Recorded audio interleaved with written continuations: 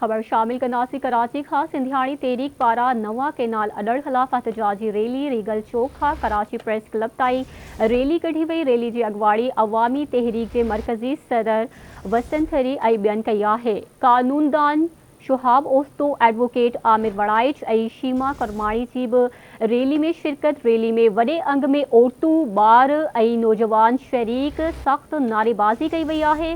सिंध जे पाड़ी ते धाड़ो ऐं वसीलनि ते कब्ज़ा क़बूल न कया वेंदा। अॻवाणनि जो चवण आहे रैली खे रोकण लाइ मुख़्तलिफ़ हंधनि ते कंटेनर्स रखी रोड बंदि कया विया आहिनि।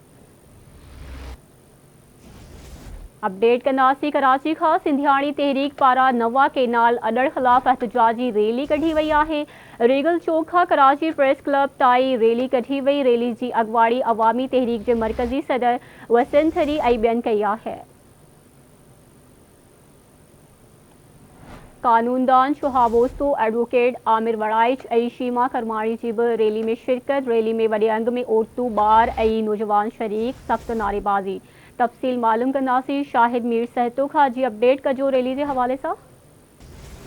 जी बिल्कुल, अॼु कराची में सिंधियाणी तहरीक पारां सिंध जे वसीलनि ऐं सिधू दरिया ते अचंदड़ जोलिस्तान केनाल ऐं सामूंडी ॿेटनि जे 6000 एकड़ समेत कब्ज़े समेत जेके मामला आहिनि उन्हनि ते रीगल चौक खां कराची प्रेस क्लब ताईं रैली कढी वई। उन मौक़े ते रैलीअ में मुख़्तलिफ़ रस्तनि खां थींदे जेका प्रेस क्लब ते पहुती, जिते एहतजाजी धरणो पिणु हयो वियो ऐं रैलीअ जे अॻवाननि वसण थरी, नूर मोहम्मद कातियार, उमरा समूह, मारवी सिद्धी ऐं नूरुनिसा पली जो जेको आहे उन्हनि पारां जेको आहे प्रेस क्लब अॻियां हिकिड़ी करारदाद पेश कई वई, जंहिंमें वसीलनि ते कब्ज़े ऐं सिंधू दरिया जे पाणीअ ऐं ज़मीनुनि ते जेको आहे कब्ज़नि जे जेका करारदाद हुई, गॾोगॾु इंतिहा पसंदी खे पिणु जेको आहे उन करारदाद में पिणु शामिल कयो त सिंध में जेका इंतिहा पसंदी फैलिजे पई ऐं औरतुनि जे हक़नि लाइ पिणु जेको आहे हुन में ॻाल्हायो। उन मौक़े ते सिंधियाणी तहरीक पारां सिंधू बचा जेका तहरीक आहे उनखे अॻिते वधाइण जे लाइ जेको आहे